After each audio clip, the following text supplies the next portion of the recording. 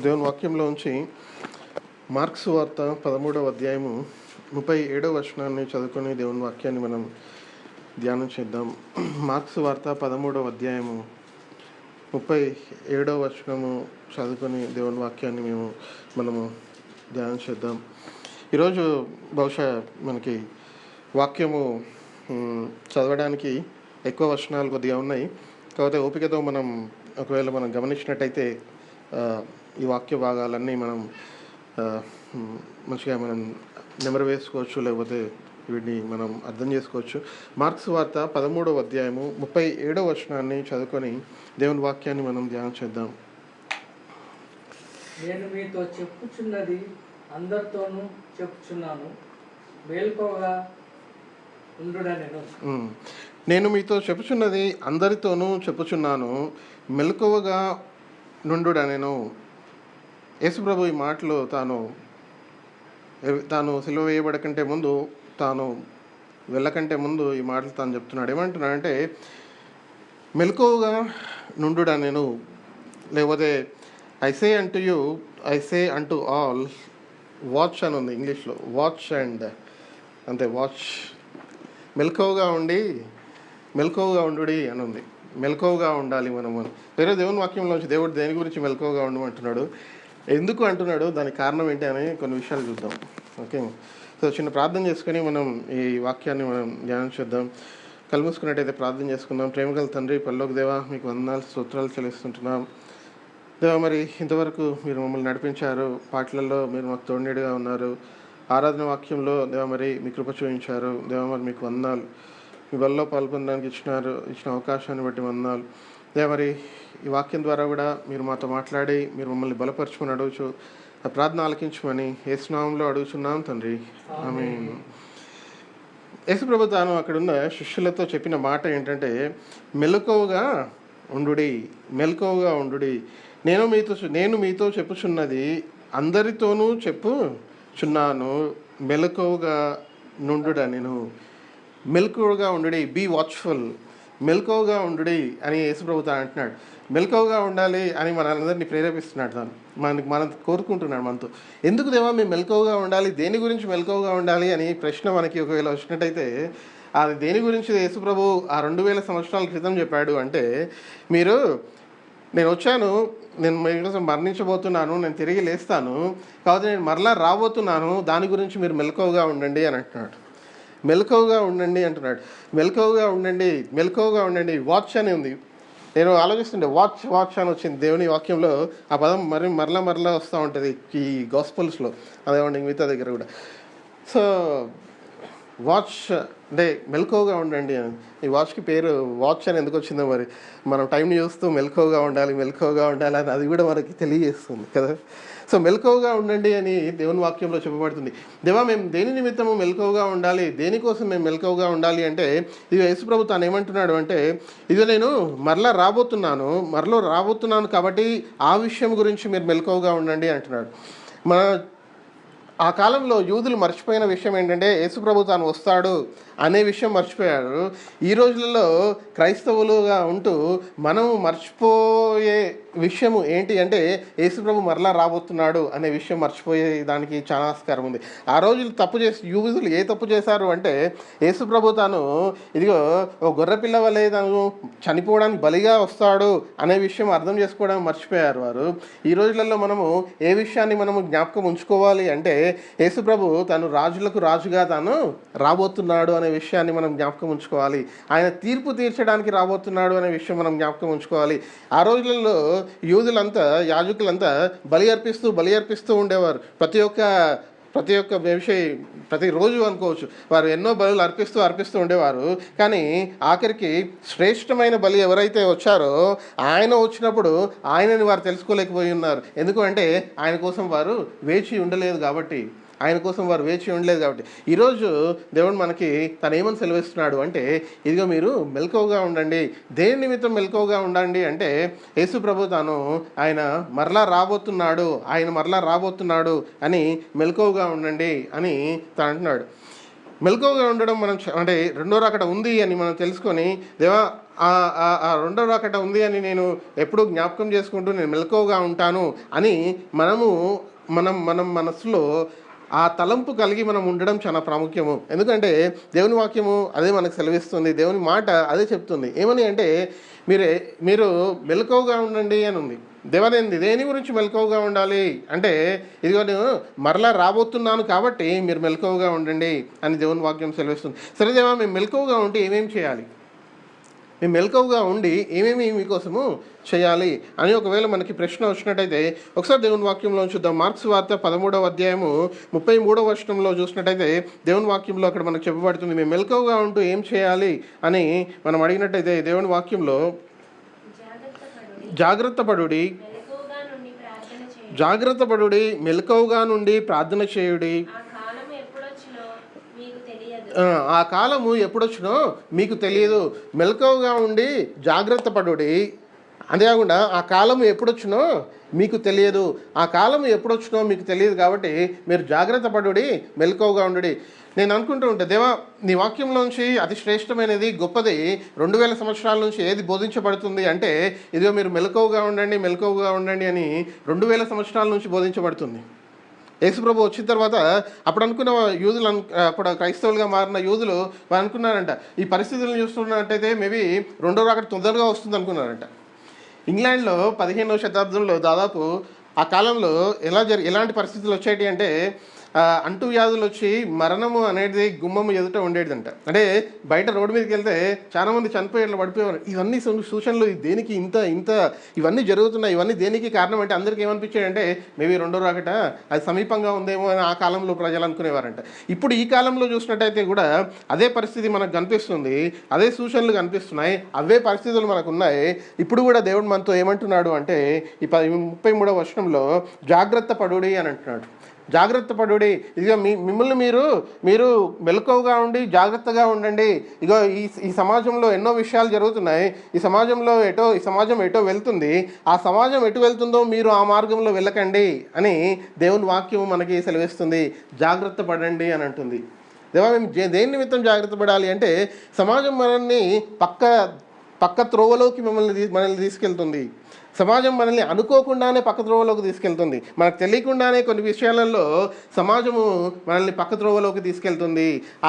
ఆ సమాజంలోనికి మనల్ని పడివేయడానికి అది తీసుకువెళ్తుంది. మనం ప్రశ్నించుకుందాం, దేవా నేను గత నెలలో ఎన్నిసార్లు నీ రెండో రాకట ఉంది అని మనం జ్ఞాపకం చేసుకున్నాము అని మనం ఒకసారి ఆలోచిద్దాం. ఎన్నిసార్లు దేవా నువ్వు మరలా వస్తావు అని మనకి జ్ఞాపకం ఉంది అని ఒకసారి మనం గుర్తు తెచ్చుకుందాం. లేదా ఒకసారి మనము దేవా నేను మరణించిన తర్వాత పరలోకం ఉంటుంది అని మనకి ఎన్నిసార్లు జ్ఞాపకం వచ్చింది. లేకపోతే నేను ఎప్పుడు మరణిస్తానో తెలియదు కాబట్టి నేను ఎల్లప్పుడూ సిద్ధంగా ఉన్నాను అని మనకి ఎన్ని మార్లు మనకి జ్ఞాపకం వచ్చింది అని ఒకసారి మనం గుర్తు తెచ్చుకుందాం. అందుకే దేవుని వాక్యంలో ఏమనుందంటే 33వ వచనంలో, జాగ్రత్త పడుడి, మెలకువగా నుండి ప్రార్థన చేయుడి, ఆ కాలము ఎప్పుడు వచ్చునో మీకు తెలియదు. ఆ కాలము ఎప్పుడు వచ్చునో మీకు తెలియదు. ఆ కాలం మనకి ఎప్పుడు సంభవిస్తుందో మనకి తెలియదు అని అంటున్నాడు. ఆ కాలం ఎప్పుడు సంభవిస్తుందో మనకు తెలియదు అని అంటున్నాడు. అక్కడ శిష్యులు అడిగారు, ఎప్పుడు వస్తుందో చెప్పు యేసు ప్రభువు, నీకు అన్నీ తెలుసు కదా అంటే, అది నాకు తెలియదు, మీకు తెలియదు, కేవలం తండ్రికి మాత్రమే తెలుసు అని అంది. కానీ యేసు ప్రభు తాను చెప్పింది ఏంటి అంటే, ఇదిగో మీరు మెలకువగా ఉండండి. నాకు ఒక ప్రశ్న వచ్చింది, దేవా మేము ఉదయాన్నే లేవంగానే దేనికోసం జీవించాలి, మాకు ఒక కారణం కావాలి, మేము జీవించడానికి కారణం కావాలి అని ఒక ప్రశ్న వచ్చింది. దేవా నేను ఉదయాన్నే లేవంగానే దేనికోసం జీవించాలి అంటే, యేసుప్రభు తను మనం చూసినట్టయితే ఇక మీరు నా కోసం మీరు జీవించవచ్చు అని తను మనకు ఒక కారణం చూపిస్తున్నాడు. ఒక కారణం మన ముందు ఉంచుతున్నాడు. మీరు నా కోసం జీవించవచ్చు అని ఒక కారణం చూపిస్తున్నాడు. దేవా నేను ఎవరి కోసం జీవించాలి, నేను ఉదయాన్నే లేచి ప్రతి ఒక్క వ్యక్తికి యవనస్తులకైతే కారణాలు కావాలి. దేవా నేను ఈరోజు ఏం చేయాలి, లేకపోతే వాళ్ళు అనుకుంటా ఉంటారు వారు నేను ఈరోజు ఏం చేయాలి, నేను లేవడం ఎందుకు, ఎప్పుడో నేను మధ్యాహ్నం లేవచ్చు కదా 12 గంటలకి లేదా 1కి, పొద్దున్నే లేచి ఏం చేయాలి, నేను మధ్యాహ్నం ఎప్పుడు 12-1 గంటలకు లేవచ్చు కదా, రాత్రి నేను ఎప్పుడో పడుకోవచ్చు కదా, కరెక్ట్ 10:30కే ఎందుకు పడుకోవాలి, 9 గంటలకే ఎందుకు పడుకోవాలి, నాకేం. సో దేవుడు తన వాక్యం ద్వారా ఏమని సెలవిస్తుందంటే, ఇదిగో మీరు మెలకువగా ఉండండి, జాగ్రత్త పడుడి, మీరు ఇవన్నిటిలోకి వెళ్ళకండి, కానీ మీరు మెలకువగా ఉండి ప్రార్థించండి అంటున్నాడు. ఎప్పుడు ప్రార్థన చేయాలి? మధ్యాహ్నం లేచి మనం ప్రార్థన చేద్దాం, ఉదయం లేచి ప్రార్థన చేయాలి కదా. వేకువజామునే లేచి మనం ప్రార్థన చేయాలి. వేకువజామునే లేచి ప్రార్థన చేయమని యేసుప్రభు తాను ఆ మాదిరిని మనకు చూపించి అలా చేస్తూ ఉన్నప్పుడు, మనల్ని ఆ విధంగా ఉండమంటూ ఉన్నప్పుడు మనము ఆ పనిని మనం చేయకుండా మనం తప్పిపోతున్నాం. అందుకే మనల్ని జాగ్రత్త పడుడి అని అంటున్నాడు. జాగ్రత్తగా ఉండండి మీరు అంటున్నాడు. లోకము మనల్ని ఎక్కడికి తీసుకెళ్తుంది? టీవీ ఆన్ చేయగానే టీవీ ముందు మనం కూర్చుంటే ఎంతో సమయము అది పోతూ ఉంటుంది. ఆ సమయం మనకు తెలియని కూడా తెలియదు, అలా వెళ్ళిపోతూ ఉంటుంది. సో జాగ్రత్త పడండి అని దేవుని వాక్యం సెలవిస్తుంది కదా. జాగ్రత్త పడండి అంటున్నాడు. జాగ్రత్త పడుడి, మెలకువగా నుండి ప్రార్థన చేయుడి అని ఉంది. దేవా, నేను ప్రార్థిస్తే నాకు విషయాలు తెలుస్తాయి. నాకు చాలాసార్లు మనకి మామూలుగా ఉన్నప్పుడు విషయాలు గుర్తురావు. దేవుని గురించిన విషయాలు మామూలుగా ఉన్నప్పుడు గుర్తురావు. ఎప్పుడైతే మనం ప్రార్థనలో కూర్చుంటామో, ప్రార్థిస్తూ ఉంటామో, అంటే ప్రార్థన అనగా ఏదో నేను 5 నిమిషాలు ప్రార్థన చేసి ముగిస్తామని కాదు. ప్రార్థన అనగా దేవా నేను నీకోసము సరే సమయం మనకు దొరికినప్పుడు, మధ్యాహ్నం దొరికితే సమయం, ఉదయాన్నే దొరికితే సమయం, ఉదయం లేచి ప్రార్థిస్తాం. కానీ మన పనులు ఉన్నబట్టి మనము 5 నిమిషాలు 10 నిమిషాలు ప్రార్థించవచ్చు అంతే. కానీ మనకు సమయం దొరికినప్పుడు ఎప్పుడైతే మనం ప్రార్థనలో కూర్చుంటామో, ఆ ప్రార్థనలో కూర్చున్నప్పుడు దేవుడు మనకి ఎన్నో విషయాలు తాను గుర్తు చేస్తూ ఉంటాడు వాక్యంలోంచి. దేవా ఇదిగో మనం ప్రార్థనలో కూర్చొని ప్రార్థిస్తూ ఉంటే అనేక విషయాల గురించి మనకు గుర్తు చేస్తూ మనల్ని ప్రార్థించడానికి దేవుడు ప్రోత్సహిస్తూ ఉంటాడు కదా. సో మనం ప్రార్థన చేయడం చాలా ప్రాముఖ్యం. జాగ్రత్తగా ఉండండి, మెలకువగా ఉండి ప్రార్థించండి అని అంటున్నాడు యేసుప్రభు. ప్రార్థించండి అంటున్నాడు. మనం మన గురించి ప్రార్థించాలి, మన పిల్లల గురించి ప్రార్థించాలి, మనం ఇంట్లో ఉన్నవారి గురించి ప్రార్థించాలి. మన కొన్నిసార్లు ప్రార్థించడానికి విషయాలు గుర్తురావు. మనం ఫ్రైడే రోజు 6 విషయాలు చూసాం దేనికి ఏ అంశాల గురించి మనం ప్రార్థించవచ్చు అని, మన గురించి కాకుండా ఇంకా కదా. సో ప్రార్థించండి అని అంటున్నాడు యేసుప్రభు. తను సిలువ వేయడానికి తాను సిలువ మోసుకుంటూ వెళ్తున్నప్పుడు అక్కడ ఉన్నవారు స్త్రీలు చాలామంది ఏడుస్తూ ఉంటారు. ఏడుస్తూ ఉన్నప్పుడు వారితో ఏమంటారంటే యేసుప్రభు, మీరు నా నిమిత్తం ఏడవకండి, కానీ మీరు మీ నిమిత్తము, మీ పిల్లల నిమిత్తము, మీ కుటుంబం నిమిత్తం ప్రార్థన చేయండి అని అంటాడు. సో ప్రార్థించడము అనేది చాలా ప్రాముఖ్యం. దేవా మేము మీ యొక్క 2వ రాకడ ఉంది అని మేము వేచి ఉండి మేము ప్రార్థనలో ఉంటాము, ఆ విషయం మేము మర్చిపోము అనేది మనం ఎల్లప్పుడూ మనం గుర్తు తెచ్చుకోవాలి. ఆ విషయం మేము మర్చిపోము కదా. అందుకే సరే మరి ఇంకో వచనం చూద్దాం. ఇదే 13వ అధ్యాయము 34వ వచనం చూసినట్టయితే, 13వ అధ్యాయం 34వ వచనం చూసినట్టయితే,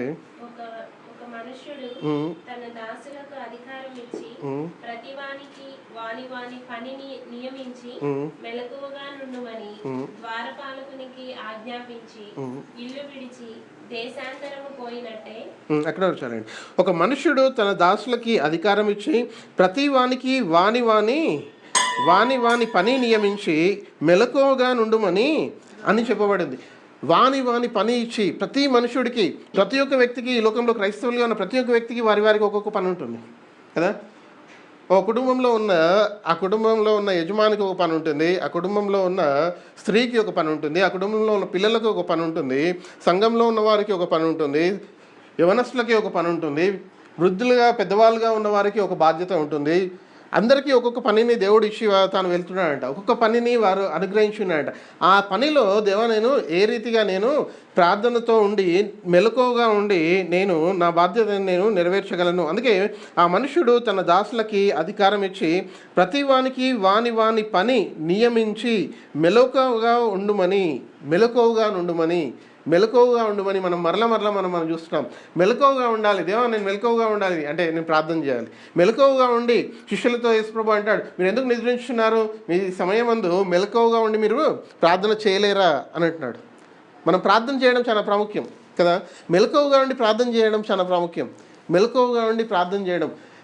నేను అనుకుంటా దేవా ఏ విషయం మేము మర్చిపోతున్నాం ఈ రోజులలో, ఏ విషయం మాకు అర్థం అవ్వట్లేదు, మీ బైబిల్లోంచి వాక్యంలోంచి ఏ విషయాన్ని మేము మర్చిపోతున్నాం, ఏ అతి ప్రాముఖ్యమైన విషయాన్ని మేము మర్చిపోతున్నాము అంటే అసలు 2వ రాకడ గురించి, లేకపోతే యేసుప్రభు మరలా వస్తాడనే విషయం గురించి అది మొత్తానికే మర్చిపోయే పరిస్థితిలోకి మనం వెళ్ళిపోతున్నాం. ఎందుకు అంటే ఈ సమాజం అలా తయారైపోతుంది. ఈ సమాజము ఆ రీతిగా మనల్ని పక్కద్రోవలోకి మనల్ని తీసుకెళ్తుంది. ఎప్పుడు మనము ఏ విషయాల గురించి ఎక్కువగా ఆలోచిస్తాము అంటే మనము ఏది మనకి రేపు కావాల్సి ఉంది, రేపు ఏ అవసరం ఉంది, ఎల్లుండి ఏ అవసరం ఉంది అనే విషయాల గురించి మనం ఎక్కువగా ఆలోచిస్తున్నాం. కానీ నీ 2వ రాకడ ఉంది, నువ్వు తప్పకుండా వస్తావు అనే విషయం గురించి మనము తక్కువగా ఆలోచిస్తున్నట్టుగా ఇక్కడ మనకు కనిపిస్తుంది. అయితే మనం ఆలోచించవచ్చు, దేవా నేను ఈ రీతిగా నేను మెలకువగా ఉండి ప్రార్థిస్తూ నేను జీవిస్తూ ఉన్నప్పుడు మనకి తప్పకుండా అలా ఉంటే మనము ఏ రీతిగా ఉంటామంటే తప్పకుండా మనల్ని దేవుడు అనేక మంది ముందు నిలబెట్టే ఆస్కారం వస్తుంది, అవకాశం వస్తుంది. అంటే దాని అర్థం ఏంటంటే, దేవా నేను ఈ రీతిగా నేను జీవిస్తున్నాను, నేను మెలకువగా ప్రార్థిస్తూ ఉంటున్నాను అన్నప్పుడు మనలోంచి ఎలాంటి భారం వస్తుంది అంటే, అయ్యో ఇది ఎంతోమందికి తెలియదు ఈ విషయం, యేసుప్రభు మరలా వస్తున్నాడు అనే విషయం ఎంతోమందికి తెలియదు అనే ఒక ప్రేరేపణ మనలో పడుతూ ఉంటుంది. నేను దేనికోసం వేచి ఉన్నాను అంటే రెండవ రాకడ ఉంది అని వేచి ఉన్నాను, కానీ ఎంతోమందికి ఈ విషయం తెలియదు, ఈ విషయం తెలియక ఎంతోమంది ఉన్నారు అనే ఒక ఆలోచన తలంపు మనలో పడుతూ ఉంటుంది. ఆ ఆలోచన తలంపు మనలో వచ్చినప్పుడు మనం ఏం చేస్తామంటే ఇతరులకి చెప్పకుండా మానమండ, ఇతరులకు చెప్పకుండా ఉండము. యేసుప్రభు రెండో రాకడ వస్తుంది అని విషయము మనం ఇతరులకు చెప్పకుండా మానమంట. మనకు ఒకసారి ప్రశ్న వస్తుంది, ఏమని ప్రశ్న వస్తుంది అంటే, సరే ఇంకా కొన్ని వర్షాలు చూసింది దాంట్లోకి వెళ్దాం. యేసుప్రభు దాన్ని వచ్చినప్పుడు ఏ రీతిగా వస్తాడో ఒకసారి చూద్దాం. మొదటి తెస్సలోనిక 5వ అధ్యాయం 2వ వచనం ఒకసారి చూద్దాం. First Thessalonians 5th chapter 2nd verse ఒకసారి చూసినట్టయితే, మొదటి తెస్సలోనియులకు రాసిన పత్రిక 5వ అధ్యాయము 2వ వచనము ఒకసారి. మొదటి తెస్సలోనిక రాసిన పత్రిక 5వ అధ్యాయం 2వ వచనం, రాత్రి వేళ దొంగ ఎలాగూ వచ్చునో అలాగే ప్రభువు అక్కడ చూడండి, రాత్రి వేళ దొంగ ఎలాగూ వచ్చునో అలాగే ప్రభు దినము వచ్చునని మీకు బాగుగా తెలియను అని రాయబడింది. చూసారా ఏమని రాయబడిందో, మీరు మెలకువగా ఉండండి అని దేవుడు అంటున్నాడు. ఎందుకు మెలకువగా ఉండాలి దేవా అంటే, ప్రభు దినము ఏ రీతిగా వస్తుంది అంటే, ఒక దొంగ ఏ రీతిగా వస్తాడో ఆ రీతిగా వస్తుందంట. అంటే యేసుప్రభు తాను వచ్చేది ఏ రీతిగా ఉంటుంది అంటే, అతను చెప్పి రాడు అని అర్థం. అతను చెప్పి రాడు అంటే దాని అర్థం ఏంటంటే, ఒక దొంగ ఏ రీతిగా అయితే తాను నేను వస్తున్నాను అని ఇంటికి తాను దొంగతనం చేయడానికి రాడో, ఆ రీతిగానే యేసుప్రభు కూడా బాబు నేను ఈ సమయం ముందు ఈరోజు ఇప్పుడు వస్తాను అని తను చెప్పట్లేదంట. ఎందుకు అంటే, బహుశా అలా చెప్పుంటే ఏమైపోయాడంటే, జనాలు వాళ్ళకి వాళ్ళ ఇష్టం వచ్చినంతగా జీవించి దేవునికి వ్యతిరేకంగా ఆ రోజు వచ్చినప్పుడు దేవా నన్ను క్షమించు క్షమించు క్షమించు అని వేడుకునేవారు. వారి జీవితంలో వారు ఇష్టం వచ్చినట్టుగా జీవించి వారు ఆ రోజు వచ్చినప్పుడు దేవా నన్ను క్షమించు క్షమించు క్షమించు అని అందరూ ఒకటే రోజు వేడుకునేవారేమో. నిజం అలాంటి పరిస్థితులు యేసుప్రభు తాను ఏమంటున్నాడంటే, మీరు మెలకువగా ఉండి ప్రార్థించండి, నేను ఏ రీతిగా వస్తానో ఎప్పుడు వస్తానో అది తెలియదు, ఒక దొంగ వచ్చినట్టు నేను వస్తాను. ఒక దొంగ ఏ రీతిగా అయితే తాను చెప్పకుండా వస్తాడో ఆ రీతిగా నేను వస్తాను. ఎందుకు యేసుప్రభు అంటున్నాడు అంటే, మనలో ఉన్న ఆశ ఏ రీతిగా ఉందో ఆయన మనల్ని తెలుసుకోవడానికి, మనలో ఉన్న ఆశ ఎంతగా ఉందో ఆయన కోసం అది తెలుసుకోవడానికి, అది పరీక్షించడానికి ఆయన మనల్ని ఆ రీతిగా వేచి ఉండమంటున్నాడు. అందుకే చాలామంది వారు ప్రార్థన చేసినప్పుడు ఏమని ప్రార్థన చేస్తారంటే, ఒకవేళ ఎవరైనా ఇంటికి వచ్చారనుకోండి కలవడానికి, వారి ఇంటికి వచ్చి కలిసి మనం వెళ్తున్నారు, ప్రార్థన చేసి వెళ్ళినప్పుడు ఏమంటారంటే, ఓ దేవా ఒకవేళ మీ రెండో రాకడ ఆలస్యం అయితే మేము మరలా కలుసుకుంటాము అని ప్రార్థన చేస్తారు కదా. ఎందుకు అంటే, ఇదిగో దేవా నువ్వు ఎప్పుడు వస్తావో తెలియదు, ఎందుకంటే అవి ఎన్నో సూచనలు మాకు కనిపిస్తున్నాయి, నువ్వు ఎప్పుడు వస్తావో మాకు తెలియదు, కాకపోతే నువ్వు మమ్మల్ని ఒకటే కోరుకుంటున్నావు, అదేంటంటే మెలకువగా ఉండి ప్రార్థించమని. ఇదే వాక్యంలో మొదటి తెస్సలోనిక 5వ అధ్యాయం 4వ వచనంలో చూసినట్టయితే,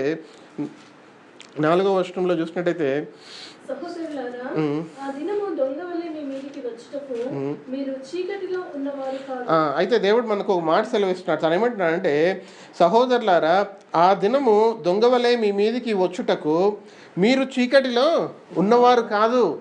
మన క్రైస్తవులతో ఒక మాట చెప్తున్నాడు దేవుడు. ఏమంటున్నాడంటే, ఆ దినము ఆ రీతిగా ఉండొచ్చు, మీరు భయపడాల్సిన అవసరం లేదు, కానీ మీకు ఒక అభయం ఇస్తున్నాను. ఏంటి అంటే, మీరు రక్షింపబడి ఉన్నారు, మీరు చీకటిలో ఉన్నవారు కాదు అని అంటున్నాడు.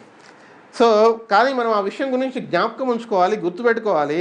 ఆ విషయం జ్ఞాపకం ఉంచుకొని గుర్తుపెట్టుకొని ఆ విషయం గురించి ప్రార్థిస్తూ మనం ఉండాలి. ఎందుకు అంటే దేవుడు ఏమంటున్నాడంటే, ఇదిగో మీరు ఈ విషయం గురించి మర్చిపోవద్దు అంటున్నాడు. యూదులు ఏ తప్పు చేశారు అంటే, చాలా ప్రాముఖ్యమైన తప్పు చేశారు యూదులు. ఏంటి అంటే, యేసు ప్రభునే తృణీకరించారు. అది ఘోరమైన తప్పు. యేసు ప్రభునే తృణీకరించారు. యేసు ప్రభుని తృణీకరించినప్పుడు వారి జీవితంలో ఏమైందంటే, అక్కడున్న యెరూషలేము దాదాపు మొత్తము నాశనం అయిపోయింది. రోమా సామ్రాజ్యం వచ్చి యెరూషలేముని మొత్తము కూలగొడుతుంది దాదాపు. వారు ఏ తప్పు చేశారంటే, ఎంత గొప్ప తప్పు చేశారంటే, పాత నిబంధన అంతా వారి చేతుల్లో ఉంది. ప్రవక్తలను దేవుడు పంపించాడు, ఎంతో ప్రవచించారు. వారు యేసుప్రభు వస్తాడు, ఆయన ప్రవచన గురించి ఎన్నో ప్రవచనాలు ఉన్నాయి. అవన్నిటినీ పక్కన పెట్టేసి వారు అతి మూలమైన విషయాన్ని పక్కన పెట్టారు. ఆ మూల రాయి, ఆ పక్కకు పెట్టిన రాయి అది మూలరాయిగా అయిపోయింది. ఆయన యేసుప్రభు ఆయన మూల స్తంభంగా మారిపోయాడు. ఆయన పక్కన పెట్టేశారు. ఈ రోజులలో మనం ఏమి జ్ఞాపకం ఉంచుకోవాలి అంటే, దేవుని రెండో ఒకట అది ఉంది అని మనం గుర్తుపెట్టుకోవాలి. అది లేదు అని మనం అనుకోవద్దు. అది ఉంది, అది తప్పకుండా జరుగుతుంది. ఈ లోకంలో అది జరిగి తీరుతుంది. ఎందుకు అంటే లోకము అది ఎటుపోతుంది, ఎలా వెళ్తుంది, ఏమేమి జరుగుతున్నాయి అని ఆలోచించినప్పుడు అది పతనానికే వెళ్తుంది అని మనకి అందరూ చెప్తున్నారు, మనమే కాదు. ఈ లోకమంతా అది ఏమంటుందంటే, ఇదే మీరు చేస్తున్న అన్నీ అవి పతనానికి తీసుకెళ్తున్నాయి మిమ్మల్ని అంటుంది. లోకం అంటుంది, క్రైస్తవులు అనట్లేదు. So there is an end to the world. నేను అనుకుంటా ఉంటాను, దేవా మా శరీరం ఎంతకాలం ఉంటుంది ఈ లోకంలో? మా అంటే 70 సంవత్సరాలు. ఆ శరీరం మొత్తము అది పాతగైపోయి అలానే ఈ లోకానికి కూడా దేవుడు ఒక ఏమంటాం ఎండ్ టైం పెట్టి ఉన్నాడు. అది పాతగైపోయి, లోకం పాతగైపోయి అది మొత్తం పాడైపోతుంది, నాశనం అయిపోతుంది. అంతేకాకుండా రెండో రాకడ. అయితే దేవుడు మనకు ఒక మంచి అభయం ఇస్తున్నాడు. అదేంటి అంటే, మీరందరూ ఒకసారి 5వ వచనము 5వ అధ్యాయం 4వ వచనం చూద్దాం. మొదటి తెస్సలోనిక 5వ అధ్యాయము 4వ వచనం చూసినట్టయితే, సహోదరులారా, ఆ దినము దొంగ వలె మీ మీదికి వచ్చుటకు మీరు చీకటిలో ఉన్నవారు కారు, మీరందరూ వెలుగు సంబంధులను పగటి సంబంధులనై ఉన్నారు. మనము రాత్రి వారము కాము, చీకటి వారము కానే కాదు. మనము రాత్రి వారం కాము, చీకటి వారము కానే కాదు. ఇదిగో దేవా, నేను నీ వెలుతురులో నేను జీవిస్తున్నాను. నీ వెలుతురు నా మీద ఎల్లప్పుడూ ప్రకాశిస్తుంది. నీ వెలుతురు నా మీద ప్రకాశిస్తుంది కాబట్టి నేను ఆ సమయం వచ్చినప్పుడు ఆ సమయాన్ని ఎదుర్కోవడానికి నేను సిద్ధంగా ఉన్నాను. ఆ సమయం వచ్చినప్పుడు ఆ సమయానికి నేను సిద్ధంగా ఉన్నాను. నేనే సిద్ధపడడం కాదు, కానీ నేను ఇతరులను కూడా నేను ప్రేరేపిస్తుంటున్నాను, సిద్ధపరుచుతున్నాను అనే విధంగా మనం ఉండాలి. ఎందుకు అంటే అది చాలా భయంకరమైన సమయం అంట. అది ఈ లోకంలో అతి భయంకరమైన పరిస్థితి ఎవరికి కలగలదు. ఒక వ్యక్తి తాను బైపాస్ సర్జరీకి వెళ్తున్నాను అనుకోండి. ఆయన బైపాస్ సర్జరీకి వెళ్తున్నప్పుడు అతనికి చాలా వేదన ఉంటుంది, చాలా బాధ ఉంటుంది. నేను ఎందులో నుంచి వెళ్తున్నాను అంటే నేను మరణంలో నుంచి వెళ్తున్నాను అని అతనికి అంత వేదన ఉంటుంది. దేవుని వాక్యంలో ఉంటుంది, మరణ వేదనలో నుంచి మనం వెళ్ళినా కూడా దేవుడు మనల్ని కాపాడుతాడు. మరణ వేదనలో నుంచి వెళ్తాడంట ఆ వ్యక్తి.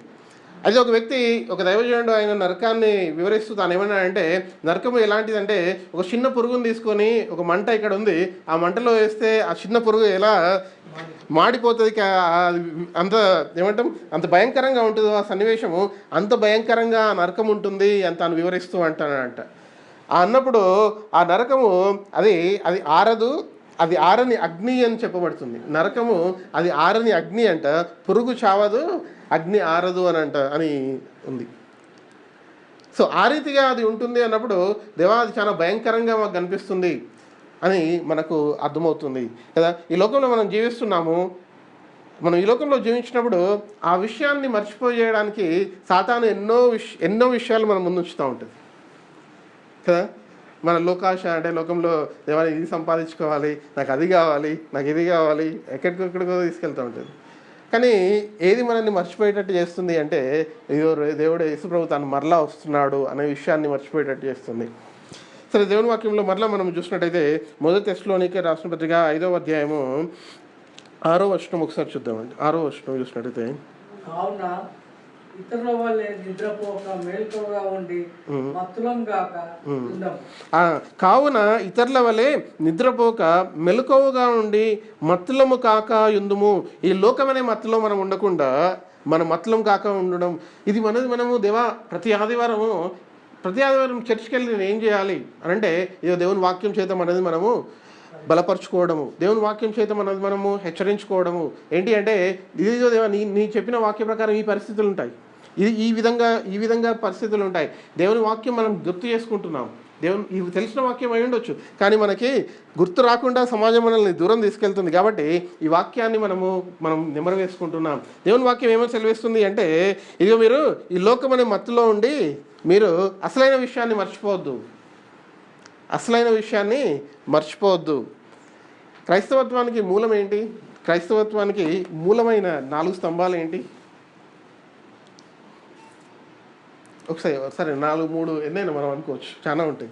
ఏంటి అది కదా. యేసుప్రభు మరణం అది చాలా ప్రాముఖ్యం. యేసుప్రభు పునరుత్థానం కూడా చాలా ప్రాముఖ్యం. యేసుప్రభు రెండో రాకడ ఉంది అనేది కూడా చాలా ప్రాముఖ్యం కదా. సో ఈ మూడు విషయాలు మనకి, మూడు విషయాల్లో ఒక విషయం మర్చిపోయినా కష్టమే. మనం బల్లో పాల్పొందుతాం, యేసుప్రభు తాను మరణించాడు అని, అంతేకాకుండా తిరిగి లేచాడు అని కూడా జ్ఞాపకం చేసుకోవడానికి. అంతేకాకుండా ప్రతి ఆదివారము మనము దేవుని సన్నిధికి వచ్చి దేవుడిని ఆరాధిస్తూ ఉంటాం. ఆయన సజీవుడు కాబట్టి ఆయనకు ఆరాధిస్తున్నాం. అంతేకాకుండా మనం మెలకువగా ఉండి ఆయన గుర్తు చేసుకుంటున్నాం. హోసన్నా చర్చ్కి ఆ ద్వారానికి పేరు ఏమని ఉంటుందంటే, this is the entrance to the gates of haven అని ఉంటుంది. ఇది పరలోకానికి ద్వారము అని ఉంటుంది వారి యొక్క చర్చ్ మీద రాసి కదా. సో దేవుడు మనల్ని ప్రతి సమయమందు ఈ విషయాన్ని మర్చిపోకుండా ఉండడానికి మనకు జ్ఞాపకం చేస్తున్నాడు. ఆయన ఏమంటున్నాడు అంటే, మరలా ఈ వచనాన్ని మనం చూద్దాం. 8వ వచనానికి దగ్గరికి వచ్చినట్టయితే 6వ వచనం చదివి ఉన్నాం. కావున ఇతరుల వలె నిద్రపోక మెలకువగా ఉండి మత్తులము కాక యుందుము. అంతేకాకుండా 7వ వచనం చూసినట్టయితే, నిద్రపోవారు రాత్రి వేళ నిద్రపోతారు, మత్తుగా ఉండువారు రాత్రి వేళ మత్తుగా ఉండరు. మనము పగటి వారమై ఉన్నాము కనుక మత్తులమై ఉండక విశ్వాస ప్రేమను కవచమును రక్షణ నిరీక్షణ శిరస్థానమును ధరించుకుందాము. మనం ఏమేమి ధరించుకుందాము అంటే, మృతులమై ఉండక విశ్వాస ప్రేమలను అంటే విశ్వాసమును ప్రేమను అదేమంటే కవచమును రక్షణ నిరీక్షణయు అవన్నిటినీ మనము శిరస్త్రావణముగా మనము ధరించుకుందాము. విశ్వాసము, దేంట్లో విశ్వాసం ఉండాలి మనకి? రెండో రాకడ ఉంది అనేది విశ్వాసం కలిగి ఉండాలి. మనం యేసుప్రభు ఈ లోకానికి వచ్చి తాను చనిపోయి తిరిగి లేచాడు అనే విశ్వాసంలో ఉండాలి.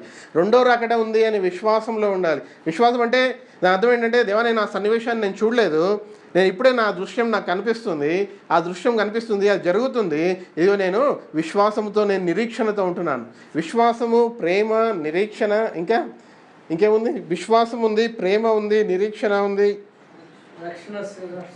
రక్షణ శిరస్త్రాణము, ఇవన్నిటిని మనము ధరించుకొని ఉండాలి. ఒక వ్యక్తికి విశ్వాసము లేకపోతే, రెండో రాకడ ఉంది అని విశ్వాసం లేకపోతే అది మనకు జ్ఞాపకం రాదు. మనం యేసుప్రభు యందు విశ్వసించకపోతే మనకు రక్షణ లేదు. యేసుప్రభు పునరుత్థానం ఉంది అని విశ్వసించకపోతే అప్పుడు కూడా మనకు రక్షణ లేదు. తోమాతో అంటాడు యేసుప్రభు, ఏమంటాడంటే, బాబు నువ్వు నన్ను నా కడుపులో ఈ బుల్లపోటు ఉంది అని చూసి నమ్ముతున్నావు, చూడక నమ్ము వాళ్ళు, చూడక విశ్వసించు వాళ్ళు ఎంతో ధన్యులు అని ఉన్నారు కదా. యేసుప్రభు ఆయన ఎన్నో రుజువులు చూపించాడు. బహుశా మన ముందుండి ఆయన సజీవంగా ఉండి ఇదిగో రుజువు చూపించకపోవచ్చు. కాకపోతే సృష్టి యావత్తు యేసుప్రభు తాను ఈ లోకానికి వచ్చాడు, మరణించాడు, తిరిగి లేచాడు అని అది రుజువు చేస్తుంది. అంతేకాకుండా రెండో రాకట కూడా ఉంది అని కూడా మనకి అది తెలియజేస్తుంది. ఆకాశం తట్టు చూసినట్టయితే మనకు ఒక విషయం కనిపిస్తుంది. ఏంటి అంటే, ఆకాశము దేవుని యొక్క సింహాసనమై ఉంది కదా. ఆ సింహాసనం మీద ఆయన కూర్చొని ఉన్నాడు, ఆయన మరలా రాబోతున్నాడు అని మనకి అది తెలియజేస్తుంది. మనం విశ్వాసంతో నిరీక్షణతో మనం ముందుకు వెళ్ళేవారిగా ఉండాలి. సరే దేవా, నువ్వు మరలా వస్తా అంటున్నావు, ఆ పరిస్థితులు ఏ రీతిగా ఉంటాయి, మేము ఎలా నమ్మొచ్చు నువ్వు వస్తావని, మాకు సూచనలు ఏంటి అని మనం ఒకవేళ అడుగుతున్నట్టయితే, మత్తయి సువార్త 24వ అధ్యాయము నీ సూచనలు ఏంటి అని మనం ఒకవేళ అడుగుతూ ఉన్నట్టయితే, మనకి చరిత్ర కూడా మనకు తెలియజేస్తుంది ఆ సూచన ఏ విధంగా ఉంటుంది అనేది. మత్తయి సువార్త 24వ అధ్యాయము 37వ వచనం చూసినట్టయితే, మత్తయి సువార్త 24:37వ వచనం చూస్తే, నోహవు దినములు ఎలాగుండునో మనుష్య కుమారుడు రాకడ కూడా ఆ రీతిగానే ఉండును. నోహవు దినములు ఎలాగుండునో మనుష్య కుమారుడు రాకడ కూడా అదే విధంగా ఉంటుందంట. దేవుడు మనల్ని ఆయన ఈ సృష్టిలో ఈ కాలంలో మనం నుంచి ఉన్నాడు, ఒక రుజువు చూపిస్తున్నాడు. ఏ రుజువు అంటే, ప్రతి ఒక్కదానికి నాకు చాలా ఆశ్చర్యం, దేవుని వాక్యం చదువుతుంటే ఎన్నెన్నో రుజువులు కనిపిస్తూ ఉంటాయి. ఇప్పుడు ఒక జరగబోతుంది అంటే దానికి ఒక సాదృశ్యం ఉంది. యేసుప్రభు రాబోతున్నాడు, ఆయన మరణిస్తాడు కల్వరి శిలువలో అంటే దానికి ఒక సాదృశ్యం ఉంది. పాత నిబంధనలో గొర్రెపిల్లను వధించడము, ఇంకా అనేక వాటిని వధించడము పాపక్షమాపణ కోసం యేసుప్రభుకి సాదృశ్యం. రెండో రాకడికి కూడా సాదృశ్యం ఇది. ఏంటి అంటే, నోహవు కాలము ఏ విధంగా ఉంటుందో అదే విధంగా రెండో రాకడ కూడా ఉంటుంది అని చెప్పబడుతుంది. నోహో కాలము ఏ విధంగా ఉంది అని ఒకవేళ మనం ఆలోచించినట్టయితే, నోహో ఒకడు నీతిమంతుడుగా ఉండి, ఆయన కుటుంబం నీతిమంతుడుగా ఉండి ఆయన ఓడను కట్టడం మొదలుపెట్టాడంట. ఆ ఓడ ఎంతో విస్తారమైంది, దాన్ని కట్టడానికి ఎన్నో సంవత్సరాలు పట్టుండొచ్చు. నోహో వయసు దాదాపు ఎన్ని సంవత్సరాలు జీవించాడు నోహో? 800 700, బహుశా కరెక్ట్ నెంబర్ నాకు గుర్తులేదు కదా. అన్ని సంవత్సరాలు తాను జీవించాడు. ఆయన ఎప్పుడు ఓడగట్టడం మొదలు పెట్టాడో మనకు తెలియదు, కాబట్టి తప్పకుండా సంవత్సరాలు బట్టి ఉండొచ్చు. ఆ సంవత్సరాలు తాను ఓడగడుతూ ఉంటే అక్కడున్న జనాలు ఆయన చూసి ఆయన ఏ నిరీక్షణతో ఉన్నాడు అంటే, ప్రళయం రాబోతుంది అనే నిరీక్షణతో ఉన్నాడు, ప్రళయం రాబోతుంది అనే విశ్వాసంతో ఉన్నాడు. ఆ విశ్వాసం, ఆ నిరీక్షణతో ఉండి ఆ ఓడను కడుతూ ఉన్నాడు. ఆ ఓడను కట్టినప్పుడు, ఆ ప్రళయం వచ్చినప్పుడు ఆ ఓడ అది పైకి ఎత్తబడి ఉంది, అది నీళ్ళల్లో తేలుతూ ఉంది. ఆయన నిరీక్షణతో ఉన్నాడు, విశ్వాసంతో ఉన్నాడు, ఓపికతో ఉన్నాడు, దాన్ని గుర్తు చేసుకుంటూ ఉన్నాడు. ఆయన ఏ పని చేస్తున్నాడో ఆ పని ఎప్పుడు తనకు గుర్తు చేస్తుంది. ఏం గుర్తు చేస్తుంది అంటే, ఇదిగో ప్రళయం రాబోతుంది అని గుర్తు చేస్తుంది కదా. గుర్తు చేస్తుంది మన పని మనం ఏవైతే చేస్తున్నామో మనకి ఏమి గుర్తు చేయాలి అంటే, ఇదిగో దేవాన్ని రెండో రాకడ ఉంది అని గుర్తు చేయాలి. మన పని ఏదైతే మనం చేస్తున్నామో అది ఏం మనకు గుర్తు చేయాలి అంటే, ఇప్పుడు ఇక్కడ మనము దేవుణ్ణి ఆరాధిస్తున్నాం. ఈ గృహంలో దేవుణ్ణి ఆరాధించడానికి ఫస్ట్ ఆఫ్ ఆల్ అంకుల్ లాంటి ఒప్పుకున్నందుకు వారికి ఏం గుర్తొస్తుందంటే, ఇదిగో దేవా నీ సువార్త ఇక్కడి నుంచి ప్రకటించబడాలి, నీ సువార్త ఇక్కడి నుంచి చెప్పబడాలి. ఎందుకు అంటే రెండో రాకడ తప్పకుండా ఉంది. అప్పుడు ఇదిగో ఇక్కడ నుంచి సువార్త ఎక్కడైతే వెళ్తుందో, ఇక్కడ వచ్చి ఎవరైతే ఆరాధిస్తున్నారో వారు తప్పకుండా పరలోకంలో ఉంటారు, కాబట్టి మేము ఇది జరిగించాలి అనే ఒక ఆశ ఉంది కదా. నేను ఒక పుస్తకంలో చదివా, దేవా ఆ కాలంలో నోహవు ఓడ అది ప్రళయం వచ్చినప్పుడు ఎత్తబడింది. రెండో రాకడ వచ్చినప్పుడు, రెండో రాకడ అనే ఆ ప్రళయంలో ఈ సంఘాలన్నీ కూడా అవి ఎత్తబడతాయి. ఆ నోహు ఓడ ఏ రీతిగా ఎత్తబడి ఉందో, ఈ సంఘము అనేది కూడా ఏ అయితే సంఘాలు ఉన్నాయో దేవుని కోసము, ఈ సంఘాలు కూడా ఆ ప్రళయంలో అవి ఎత్తబడి నీళ్ళల్లో మునిగిపోకుండా అవి తేలుతాయి. అందుకే నోహు కాలంతో దేవుడు పోల్చున్నాడు. ఏమంటున్నాడంటే, మీకు సమయము సమీపించింది అని ఎలాగ తెలుస్తుంది, మీరు ఇంకా మెలకువగా ఉండాలి, ఇంకా మెలకువగా ఉండాలి అని ఎలాగ మీకు అర్థమవుతుంది అంటే, మత్తయి సువార్త 24:37 ఏమని రాయబడిందంటే, నోహవు దినములు ఎలాగ ఉండెనో మనుష్య కుమారుని రాకడయును అలాగే ఉండును. నోహవు దినములు ఎలాగ ఉండెనో మనుష్య కుమారుడు రాకడయు అలాగనే ఉండును అంటే దాని అర్థం ఇంకా మనం ఆలోచించినట్టయితే, నోహవు చెప్పాడు అక్కడ ఉన్న వారికి, నేను ఓడగడుతున్నాను. ఆ ఓడగట్టడానికి బహుశా నోహవు ఒకడే పనిచేయలేదు, చాలామంది పనిచేశారు కదా. ఆ పనిచేసే వాళ్ళందరికీ చెప్పుండొచ్చు తప్పకుండా నోహవు, ఇది ఓడగడుతున్నా, దీనికి కారణం ఇది, ప్రళయం వస్తుంది, అందరూ మునిగిపోతారు, ఈ యొక్క ఓడలో ఉన్నవారు చేరుతారు, మీరు కూడా నమ్మండి, మీరు మంచిగా ఉండండి అని చెప్పుండొచ్చు. అప్పుడు ఏం చేశాడు మిగతా వాళ్ళు చేయలేదు, అలా ఉండలేదు. కాబట్టి నోహవు ఓడ ఒకటే ఎత్తుబడి ఉంది. అయితే ఆ సూచనని మనం గమనించినట్టయితే, ఆ కాలంలో ఏ రీతిగా అయితే ప్రజలు పట్టించుకోలేదో, ఏ విషయాన్ని అయితే పట్టించుకోలేదో, ఆ కాలంలో ఉన్నప్పుడు ప్రజలకి అతి ప్రాముఖ్యమైన విషయం ఏంటి? ప్రళయం రాబోతుందనే విషయమే ప్రాముఖ్యమైంది, ఇంకేం లేదు. ప్రళయం రాబోతుందనే విషయమే ప్రాముఖ్యమైంది, ఇంకేమీ లేదు అక్కడ. ఆ విషయాన్ని వారు మర్చిపోయారు, ఆ విషయాన్ని పక్కన పెట్టేశారు. ఆ విషయాన్ని పక్కన పెట్టేసి వారి జీవితంలో ఎలాగ ఉండాలో అలాగ ఉన్నారు. కాబట్టి ఆ ప్రళయం వచ్చినప్పుడు ఆవిడలోనికి పశువులన్నీ వచ్చాయంట, మనుషులు వెళ్ళలేరా?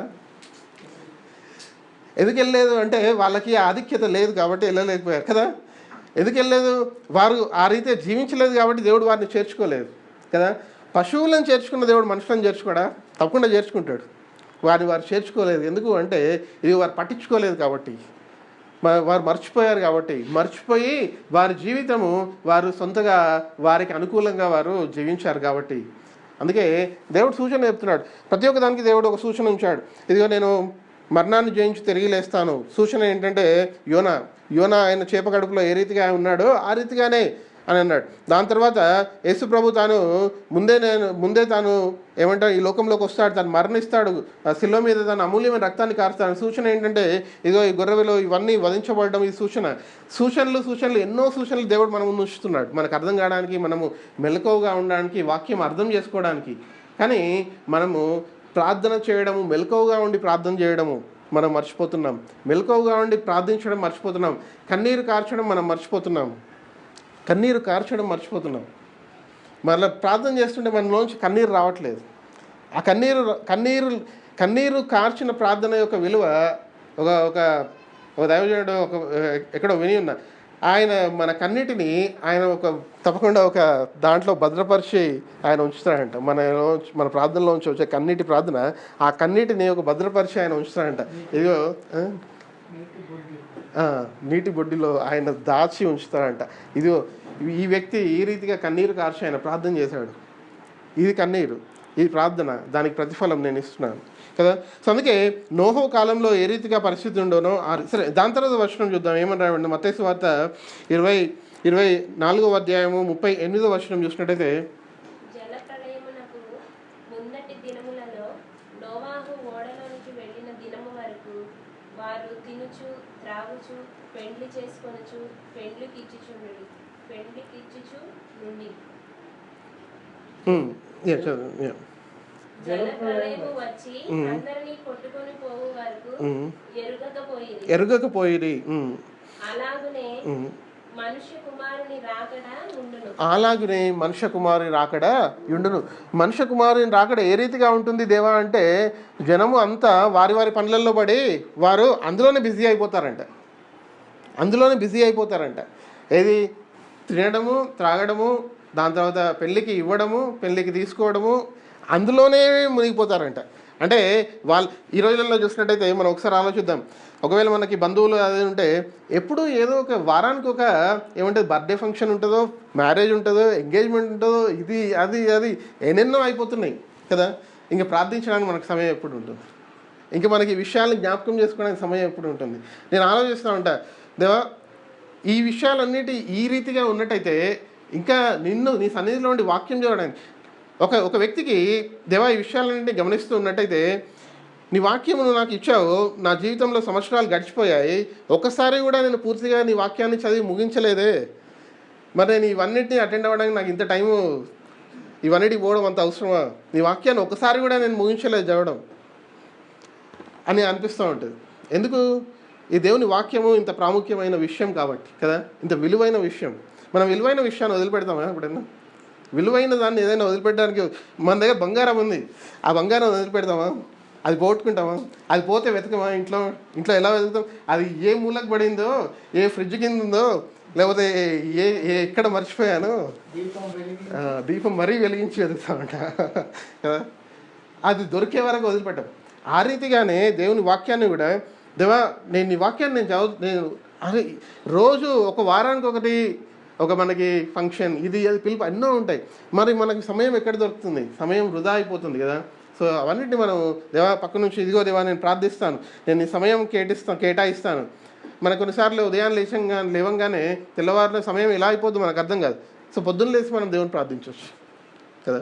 ఉదయాన్నే లేకుండా ఉన్నట్టయితే ఎంతో మనం కోల్పోతున్నట్టు మన జీవితాన్ని. నేను అనుకుంటా ఉంటా, దేవా ఉదయాన్నే లేవకుండా ఉన్నట్టయితే నేను ఎంత జీవితాన్ని నేను కోల్పోతున్నాను, చాలా జీవితాన్ని కోల్పోతున్నాను నేను. ఎందుకంటే ఉదయం అనే సమయము అది చాలా మంచి సమయం అంట. ఆ దేవుడు మనకు యేసుప్రభువే తెలియజేశాడు కదా. సరే, దాని తర్వాత వచనం ఒకసారి చూద్దాం. ఆ వచనం 38వ వచనం ఒకసారి చూసినట్టయితే అక్కడ ఏమని రాయబడింది అంటే, జలప్రళయమునకు ముందటి దినములలో నోహవు ఓడలోనికి వెళ్ళిన దినము వరకు వారు తినుచు త్రాగుచు పెళ్లి చేసుకొనుచు పెళ్లికి ఇచ్చుచు నుండి జలప్రళయము వచ్చి అందరినీ కొట్టుకొని పోవు వరకు ఎరుగకపోయిరి అంటే వాళ్ళకి ఎవరు చెప్పలేదని కాదు, వారు చెప్పారు కానీ ఆ సమయం వస్తుందని వారికి అర్థం కాలేదంట. బహుశా నోహవు కూడా ఆ సమయం ముందు ఓడ సిద్ధం చేసి అంతా రెడీగా ఉండొచ్చు, అంతా రెడీగా ఉంది దేవా నీ ప్రళయం ఎప్పుడు వస్తుందని వేసి ఇట్లా చూస్తూ ఉండొచ్చు. దానికి కూడా సమయం ఉండొచ్చు. ఓడ అంతా రెడీగా ఉంది, సిద్ధపడి మొత్తం అయిపోయింది, తయారైపోయింది, కానీ అక్కడ గ్యాప్ ఉండొచ్చు వర్షం పడడానికి, చాలా పెద్ద వర్షం పడడానికి, 40 రోజులు వర్షం పడడానికి కదా. సో అయినను ప్రజలు అంగీకరించకుండా ఉండొచ్చు. సో ఈ కాలం కూడా అదే విధంగా ఉందని యేసుప్రభు పోలుస్తున్నారు. There is a comparison. యేసుప్రభు మనకి ఏం చెప్పినా కూడా మనకు దేవుని యొక్క ఆలోచన చూడండి. యేసుప్రభు మనకి ఏ విషయం మనకు తెలియజేసినా కూడా మనకు అర్థం కాదు కాబట్టి ప్రతి ఒక్క విషయాన్ని పోలుస్తూ మనకు వివరిస్తున్నాడు. ఈ దినంలో ఈ రీతిగా జరిగింది, ఇప్పుడు ఈ రీతిగా జరుగుతుంది, ఆ దినంలో ఆ రీతిగా జరిగింది, ఈ దినంలో ఈ రీతిగా, అన్నిటికీ పోల్చబడి ఉంది. కానీ అంత పోల్చబడి మనకి వివరించినా కూడా ఇంకా మనకి ఏమవుతుంది అంటే ఈ లోకంలో ఉన్న ఈ పరిస్థితులన్నింటినీ మనల్ని దేవునికి దూరంగా తీసుకెళ్తున్నాయి. ఇంకా మనం అర్థం చేసుకోవాలంటే మనది మనమే వెళ్తున్నామేమో కదా. సరే, దాని తర్వాత వర్షంలో ఒకసారి ఏముందో ఒకసారి చూద్దాం. 39వ వర్షంలో చూసినట్టయితే, జలప్రళయము వచ్చి అందరినీ కొట్టుకొని పోవు వరకు ఎరుగకపోయిరి. అలాగనే మనుష్య కుమారుని రాకడ ఉండును. 40వ వర్షం. ఆ కాలమున ఇద్దరు పొలములో ఉందురు. ఒకడు తీసుకొని పోబడును, ఒకడు విడిచిపెట్టబడును. ఒకడు తీసుకొని పోబడును, ఒకడు విడిచిపెట్టబడును. దాని తర్వాత 41వ వర్షంలో ఇద్దరు స్త్రీలు తిరుగై విసరుచుందురు. ఒకటే తీసుకొని పోబడును, ఒకటే విడిచిపెట్టబడును. ఒకరే తీసుకొని పోబడును, ఒకరే విడిచిపెట్టబడును. ఒకరే తీసుకొని పోబడును, ఒకరే విడిచిపెట్టబడును అని అక్కడ మరలా చెప్పబడుతుంది. అంటే యేసుప్రభు దాని సూచన ఇస్తున్నాడు. ఆ కాలంలో నోహో కాలంలోనేమో ఆ రీతిగా ఉండే ప్రళయం వచ్చింది. కానీ ఈ కాలంలో ఏ రీతిగా ఉంటుంది అంటే, అది ఒకరు ఉంచబడతారు, ఒకరు తీసుకుని పోబడతారు. ఒకరు వేచి ఉంటారు, ఒకరు ఉండరు. ఒకరు నమ్ముకుంటారు, ఇంకొకరు నమ్ముకోరు. ఒకరు సిద్ధంగా ఉంటారు, ఇంకొకరు సిద్ధంగా ఉండరు. ఒకరు సిద్ధంగా ఉంటారు, ఇంకొకరు సిద్ధంగా ఉండరు. సో మనం సిద్ధంగా ఉండాలి అని మనకి దేవుడు తాను తెలియజేస్తున్నాడు. సిద్ధముగా ఉండాలి. సిద్ధముగా ఉన్నట్టయితే తప్పకుండా దేవుడు మనల్ని ఆయన తీసుకువెళ్తాడు. సో ఇప్పుడు ఈ రీతిగా మనం ఉన్నట్టయితే మనం ఏ రీతిగా ఉంటాము అంటే, అన్నిటికీ సిద్ధంగా ఉంటాం అన్నట్టు. అన్నిటికీ సిద్ధంగా ఉండడము అంటే, దేవా నేను ఇతరులకి సాక్ష్యం ఇవ్వడానికి కూడా నేను సిద్ధంగా ఉంటాను. నోహో కాలంలో నోహో పడవ కడతా ఉంటే ఆయన ప్రశ్న అడిగితే నోహో ఏమని సమాధానం చెప్పాడు? ఇప్పుడు నోహో ఓడగడుతున్నాడు కదా. నోహో ఓడగడుతుంటే నోహోతో వచ్చి, ఇంత పెద్ద ఓడ ఎందుకు కడుతున్నావు, దానికి కారణం ఏంటి అని అడిగితే నోహో ఏమని చెప్పుంటాడు? ప్రళయం రాబోతుంది కాబట్టి ఈ ఓడను కడుతున్నాను. మనం కూడా చాలామంది అడుగుతూ ఉంటారు, మీరు ఎందుకు ఇక్కడ చర్చికి ప్రతి ఆదివారం ఎందుకు వెళ్తున్నారు అని అడుగుతారు. అని అడిగినప్పుడు, ఇదిగో రెండో రాకడ అనేది రాబోతుంది, మేము దానికోసం వేచి ఉన్నాము, మేము వేచి ఉంటున్నాము, మేము రక్షింపబడ్డాము అని మనం చెప్పగలిగే వారిగా ఉండాలి అని మనం చెప్పడానికి మనది మనం సిద్ధపరచుకోవాలి. ఒకవేళ మనకు మాటలు రాకపోవచ్చు, మనకు మాటలు రాకపోయినా కూడా దేవుడు మనల్ని ఆయన నడిపించే దేవుడు అయి ఉంటున్నాడు. అపోస్తుల కార్యంలో 23వ అధ్యాయం 11వ వచనం ఒకసారి చూద్దాం. అపోస్తులైన పౌలుకి దేవుడు ఏ మాట అంటున్నాడో, అపోస్తులైన పౌలుతో అపోస్తుల కార్యంలో 23వ అధ్యాయం 11వ వచనం చూసినట్టయితే దేవుడు ఒక మాట అంటాడు. ఆ రాత్రి ప్రభువు అతని యొద్ద నిలిచి ధైర్యంగా ఉండుము, యెరూషలేములో నన్ను గూర్చి నీవేలాగూ సాక్ష్యం ఇచ్చితివో అలాగూ రోమాలో కూడా సాక్ష్యము ఇయ్యవలసి ఉన్నదని చెప్పెను. ఆ రాత్రి ప్రభువు అతని యొద్దకు నిల్చుండి ధైర్యముగా ఉండుము అని అంటున్నాడు. మన దేవుడు ఏమంటున్నాడంటే, మీరు ఇవన్నీ విషయాలు చూసి కలవరపడాల్సిన అవసరం లేదు. మీరు ఎవరైనా అడిగితే నేను ఏం చెప్పాలి అని కలవరపడాల్సిన అవసరం లేదు. నేను ఇలా చెప్పాలి అని కలవరపడాల్సిన అవసరం లేదు. చెప్పడానికి మాటలు కూడా దేవుడే ఇస్తాడంట. దేవా నేను ఆ సమయం ముందు ఏం మాట్లాడాలి, ఏం చెప్పాలి అనే విషయం మనం ఆలోచించినట్టయితే మనం ఎంతగా కలవరపడాలి, భయపడాల్సిన అవసరం లేదు. దేవుడు మనకి ఏం అభయమిస్తున్నాడంటే, ఆ సమయంలో నువ్వు ఏం మాటలు చెప్పాలో, నీలోంచి ఏం మాటలు రావాలో ఆ మాటలు కూడా నేనే అనుగ్రహిస్తా అంటున్నాడు. అపోస్తలుడైన పౌలుతో దేవుడు ఏమంటున్నాడు అంటే 11వ వచనంలో, ప్రభు అతని యొద్దకు నిల్చుండి ధైర్యంగా ఉండుము, యెరూషలేములో నన్ను గూర్చి ఎలాగూ సాక్ష్యం ఇచ్చితివో అలాగున రోమాలో కూడా సాక్ష్యము ఇయ్యవలసి ఉన్నదని చెప్పాను. సో ఆ రీతిగా దేవుడు మనల్ని ఆయన నడిపించే వ్యక్తిగా తాను ఉంటాను అని తాను మనకి జ్ఞాపకం చేస్తూ ఉంటున్నాడు. ఆ రీతిగా తాను ఉంటాను అని తాను జ్ఞాపకం చేస్తున్నాడు. అందుకే మనము ఏం చేయాలి అంటే, మనం మెలకువగా ఉండేవారిగా ఉండాలి. మనం మెలకువగా ఉండి మనము దేవుణ్ణి ఎదుర్కొనే వారిగా ఉండాలి అని మనం జ్ఞాపకం చేసుకోవాలి. సో దేవుని వాక్యము మనకి అది తేటగా మనకు తెలియజేస్తుంది. ఏమని తెలియజేస్తుంది అంటే, ఇదిగో రెండో రాకడ అది ఉంది, ఆ రెండో రాకడ ఉన్నది మనకి, మనం మర్చిపోవద్దు అని మనము జ్ఞాపకం చేసుకునే వారిగా ఉండాలి. సో ఒక పాట గుర్తొస్తుంది, రాకడ సమయంలో కడుబూర శబ్దముతో. ఆ పాట పాడదామా? రాకడ సమయంలో కడుబూర శబ్దముతో యేసుని చేరుకునే విశ్వాసము నీకుందా? రాకడ సమయములో కడుబూర శబ్దముతో యేసుని చేరుకునే విశ్వాసం నీకుందా? రావయ్యా యేసు రావయ్యా, రావయ్యా యేసునాథ వేగమే రావయ్యా, రావయ్యా యేసునాథ రావయ్యా, రావయ్యా యేసునాథ వేగమే రావయ్యా. రాకడ సమయంలో కరబూర శబ్దంతో యేసుని చేరుకునే విశ్వాసం నీకుందా? రాకడ సమయములో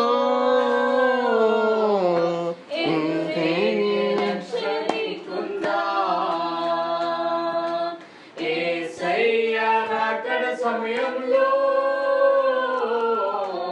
ఎదురేగే రక్షణ నీకుందా? లోకాశలపై విజయం నీకుందా? లోకాశలపై ఆ విజయం నీకుందా? రావయ్యా యేసయ్యా వేగం రావయ్యా, రావయ్యా యేసయ్యా వేగమే రావయ్యా, రావయ్యా యేసయ్యా వేగమే రావయ్యా, రావయ్యా యేసునాథ వేగమే రావయ్యా.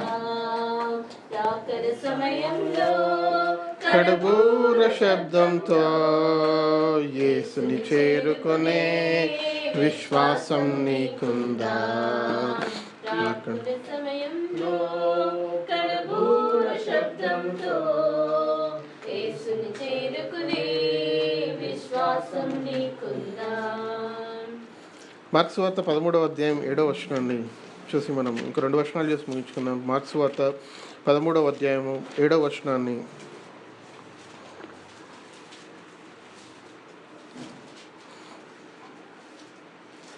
మీరు యుద్ధములను గూర్చియు యుద్ధ సమాచారములను గూర్చియు వినునప్పుడు కలవరపడకుడి. ఇవి జరగవలసి ఉన్నవి గాని అంతము వెంటనే రాదు. ఇవి జరగవలసి ఉన్నవి కానీ అంతము వెంటనే రాదు, అంతము వెంటనే రాదు అని మనకి దేవుడు ఆయన క్లియర్గా మనకి ఆయన తెలియజేస్తున్నాడు. మనం మెలకువగా ఉండి ప్రార్థించండి, ఇవి సూచనలు కనిపిస్తున్నాయి కానీ అంతము అప్పుడే రాదు అని దేవుడు మనకి తెలియజేస్తున్నాడు. అంతం అప్పుడే రాదని 2000 సంవత్సరాల క్రితం చెప్పబడింది. ఇప్పటికి 2000 సంవత్సరాలు అయిపోయాయి. అంతం సమీపంగా ఉండొచ్చేమో, ఉందేమో కదా. సో దేవుడు మనతో ఏమంటున్నాడంటే ఇవన్నీ సూచనలు, యుద్ధాలు జరుగుతున్నాయి. నేను పేపర్లలో చదువుతూ ఉంటే అవి ఏమేమి సూచిస్తున్నాయంటే యుద్ధాలు జరుగుతున్నాయి, ఒక దేశం ఇంకో దేశం కోసము రెడీ అవుతుంది, ఆ యుద్ధాలు భయంకరంగా జరుగుతాయి, ఇంకా ఎన్నెన్నో సూచనలు ఎన్నెన్నో విషయాలు మనకు కనిపిస్తున్నాయి. అవన్నిటి చూసినట్టయితే దేవా నీ అంతము అది త్వరగానే ఉంది, అది దగ్గరలోనే ఉంది, అది సమీపంగా ఉంది, అది మనకు కనిపిస్తుంది. ఈ రోజుల్లో చూసినట్టయితే ఎక్కడ ఏ వార్త జరిగినా కూడా ఆ వార్త క్షణాలలో మన ముందుకు వస్తుంది. ఆ వార్త క్షణాలలో మనకు తెలియజేయబడుతుంది, ఇదిగో ఈ సన్నివేశం జరిగింది, ఇలా జరిగింది, అదే అని కదా. సో ఇవన్నీ మనకి ఏమి తెలియజేస్తున్నాయి అంటే వార్తలు ఇదిగో అంతము చాలా దగ్గరలో ఉంది, మెలకువగా ఉండండి, మెలకువగా ఉండి ప్రార్థన చేయండి, మెలకువగా ఉండి ప్రార్థన. సరే దేవా మెలకువగా ఉండి ప్రార్థన చేయాలి, నీకోసం జీవించాలి, ఇంకా ఏమేమి చేయాలి అని ఒకవేళ మనం ఆలోచించినట్టయితే ఈ 2 వచనాలు చూసి మనం ఊహించుకుందాం. మొదటి పేతురు 4వ అధ్యాయము 7వ వచనం చూసినట్టయితే, మొదటి పేతురు 4వ అధ్యాయము 7వ వచనము చూసినట్టయితే అందులో కొన్ని విషయాలు దేవుడు మనకి ఆయన తెలియజేస్తున్నాడు. మొదటి పేతురు 4వ అధ్యాయము 7వ వచనం చదువుకుందాం ఒకసారి. అయితే అన్నిటి అంతము సమీపమై ఉన్నది, అయితే అన్నిటి అంతము సమీపమై ఉన్నది, కాగా మీరు స్వస్థ బుద్ధి గలవారై ప్రార్థనలు చేయుటకు మెలకువగా ఉండుడి. ఇక్కడ కూడా పేతురు తను ఏమన్నా అంటే కాగా మీరు స్వస్థ బుద్ధి గలవారై ప్రార్థనలు చేయుటకు మెలకువగా ఉండుడి. దాని తర్వాత చదువు. ప్రేమ అనేక పాపములు కప్పును, ప్రేమ అనేక పాపములను కప్పును, కనుక అన్నిటికంటే ముఖ్యంగా గనుక అన్నిటికంటే ముఖ్యంగా ఒకని ఎడల ఒకడు ఒకని ఎడల ఒకడు వికటమైన ప్రేమ గలవారై ఉండుడి. మిక్కటమైన ప్రేమ గలవారై యుండుడి. సనువు కొనకుండా ఒకరినొకడు ఆతిథ్యము చేయుడి. దేవుని నానా విధమైన ఉపవిషయమై మంచి గృహ నిర్వాహకులయుండి ఒకరినొకడు కృపావరము పొందిన కొలది ఒకరినొకడు ఉపచారము చేయుడి. ఇది సమీపిస్తుంది కాబట్టి, అంతము సమీపిస్తుంది కాబట్టి మన దేవుడు ఏం చేయమంటున్నా అంటే మెలకువగా ఉండండి, ప్రార్థించండి. మెలకువగా ఉండండి, ప్రార్థించండి. రెండే విషయాలు చాలా కనిపిస్తున్నాయి కదా. మెలకువగా ఉండండి దేనికోసము అంటే మీరు రక్షింపబడ్డారు, మీరు చాలా గొప్ప, మీరు ధన్యులు, మీరు రక్షింపబడ్డారు, మీరు ధన్యులు. మెలకువగా ఉండండి, మెలకువగా ఉండి ప్రార్థన చేయండి. ప్రార్థన చేస్తూ ప్రకటించండి. ప్రకటిస్తూ ఏం చేయండి అంటే ఇతరులను ప్రేమించండి. దాని తర్వాత ఇతరులకి సహాయం చేయండి, ఆదుకోండి. ఆపదలో ఉన్న వారి గురించి ప్రార్థన చేయండి, ఆపదలో ఉన్న వారికి సహాయం చేయండి. ఇంకా ఇక్కడ చారిటీ అని వస్తుంది ఇంగ్లీష్లో అయితే, ప్రేమ అనేక పాపములను కప్పును, దాని తర్వాత గనుక అన్నిటికంటే ముఖ్యంగా ఒకరిని ఏడల ఒకడు మిక్కటమైన ప్రేమ గలవారై ఉండి. ప్రేమ ఈ లోకంలో సూచన ఏంటి అంటే ప్రేమ అది అంతమవుతుంది, ప్రేమ కరిగిపోతుంది, తరిగిపోతుంది, తక్కువ అవుతుంది. అది దేనికి సూచన అంటే రెండో రాకట అది సమీపంగా ఉందని సూచన. ఇంకా అనేక విషయాలు దేవుని వాక్యంలో చెప్పబడి ఉన్నాయి. అనేక విషయాలు ఏమని చెప్పబడి ఉంటే దేవుని వాక్యంలో ఇదిగో ప్రేమ అంతమవుతుంది, అంతేకాకుండా అది కొలువగా ఉంటుంది. మనం ఎక్కడ చూసినా కూడా స్వార్థం పెరుగుతుంది, ఎక్కడ చూసినా కూడా ఒకరు ఈ మధ్య కాలంలో సెల్ఫీ అనేది చాలా ఎక్కువైపోతుంది. వారినే ప్రేమిస్తూ ఉంటారు. నేను నన్నే ప్రేమించుకుంటాను, నేను ఎవరిని ప్రేమించున్నాను అంటూ ఉంటారు. ఆ పరిస్థితులు ఎక్కువైపోతున్నాయి. అందుకే దేవుని వాక్యము ఖచ్చితంగా చెప్పబడుతుంది ఏంటి అంటే సమయము సమీపించినది. మనము మెలకువగా ఉండి మనము ప్రార్థన చేయాలి, మనం మెలకువగా ఉండి ప్రార్థన చేయాలి అని దేవుని వాక్యం సెలవిస్తుంది. ఎంత ప్రార్థన చేస్తే అంత మనం ఇచ్చేది, అంత మనం ఇంకా మెలకువగా ఉంటాం. ఎంత ప్రార్థన తక్కువైపోతే అంత మనం నిద్రపోతూ ఉంటాం. ఎంత ప్రార్థన చేస్తే అంత మెలకువగా ఉంటాం, ఎంత ప్రార్థన తక్కువైపోతే అంత నిద్రపోతూ ఉంటాం. సో మనం మెలకువగా ఉండి ప్రార్థన చేయడం చాలా ప్రాముఖ్యమైనది. సో మెలకువగా ఉండి దేవా నేను కనిపెట్టుకొని ఉంటాను మెలకువగా ఉండి అని మనము ప్రార్థనలో మనం ఉన్నట్టయితే తప్పకుండా దేవుడు మనల్ని ఆయన బలపరిచి ఇంకా మనల్ని ముందుకు నడిపిస్తాడు. ఆయన కోసం వేచి ఉండడము అది చాలా ప్రాముఖ్యమైనది. కొన్ని నిమిషాలు మనం ప్రార్థనలో ఉండి దాని తర్వాత కానుకలు ఎత్తపడతాయి. కొన్ని నిమిషాలు మనం ఈ వాక్యం నిమిత్తము ప్రార్థనలో ఉండి మన కానుకల్లోకి వెళ్దాం.